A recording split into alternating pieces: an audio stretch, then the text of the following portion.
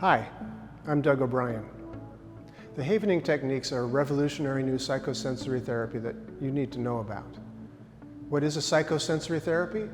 It's a therapy aimed at psychological or emotional healing, but uses physical touch or body movements to create the change. EMDR, which uses lateral eye movements, is a psychosensory therapy.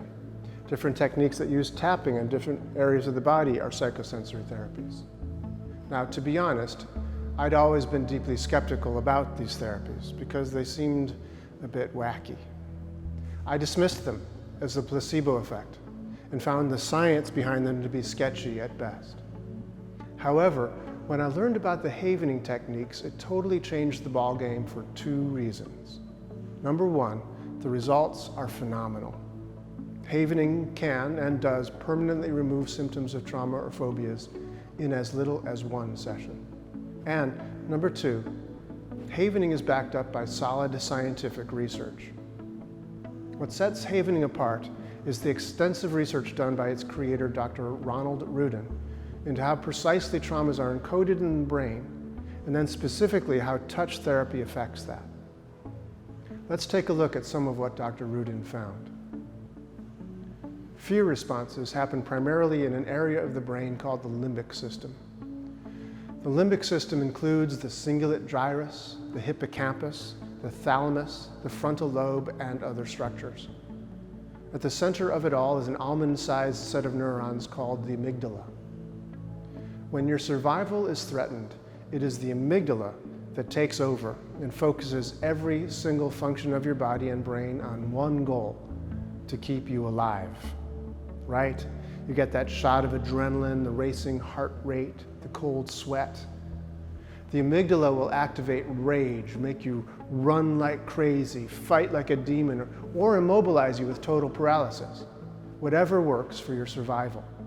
And when certain conditions are met, a specific nucleus of the amygdala ensures that we will never forget this experience, and thus make sure we never put ourselves in this position again in the future. It encodes the experience in our brain as a trauma. So how does it do that?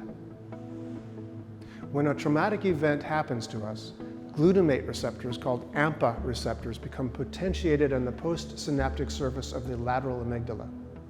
Potentiated means that they are activated, they pop up onto the surface. We experience this as full-blown panic. This is trauma happening now. These AMPA receptors make it so we are acutely aware of the cognitive components, and images or smells or sounds are seared into our memory. We have autonomic reactions. We sweat, our heart pounds. There are somatosensory experiences like pain, and of course, the emotional content. But what really makes a trauma is its permanence. Dr. Ruden believes this is caused right at this moment by the activation of an enzyme that adds a phosphate molecule to the AMPA receptors or phosphorylates them, which permanently anchors them into place.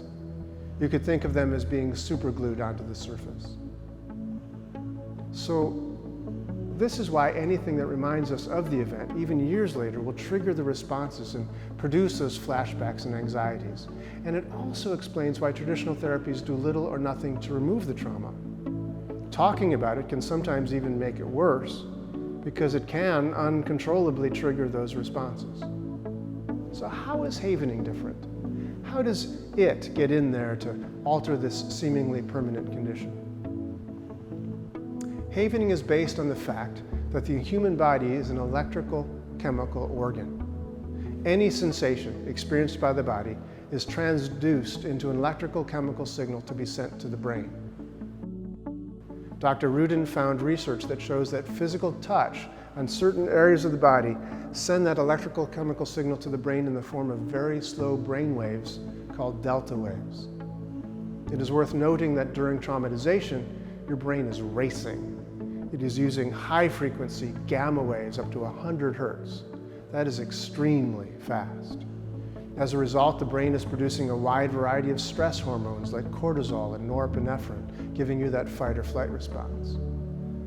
Delta waves, by contrast, are the slowest brain waves.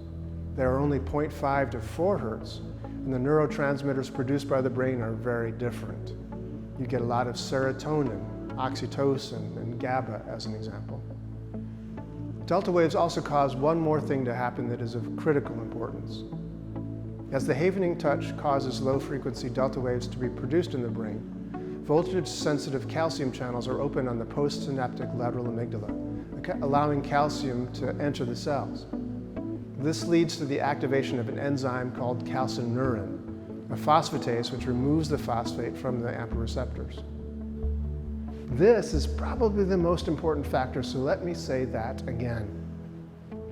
The calcineurin basically dissolves the glue which holds the AMPA receptors into place, and they become depotentiated, meaning that they are reabsorbed back into the neuron and are no longer able to transmit. And this is a permanent change. So after havening, the formerly traumatized individual can still remember that the events happened, but no longer has any emotional or physiological reaction. Let me give you an example. The first time I ever saw the havening techniques demonstrated, the woman who volunteered to receive the treatment from Dr. Ruden had survived the attacks in the World Trade Center in New York City on 9/11. Ever since that day, she'd been severely traumatized, as you might well imagine. Many people were traumatized by that event who saw images on TV, and she was in the building. After about 20 minutes of her undergoing a havening treatment, she was like a brand new person. She was calm, not sobbing, and able to describe the experience without being triggered into her panic state. Interestingly, she now described the experience differently. At the start of the session, she described everything as if she was there right now, describing events as they were happening around her. After the havening, she described the events as if they were like on a TV screen happening to somebody else over there in the past. The next day, she was interviewed about her 9/11 experience, and she calmly described the events as a really bad day. This particular type of havening I've described today is called event havening, and it works amazingly well for removing the effects of a traumatic event or a phobia from an individual. The field of havening continues to evolve, and there are now a variety of techniques and applications that are available from a certified practitioner of havening.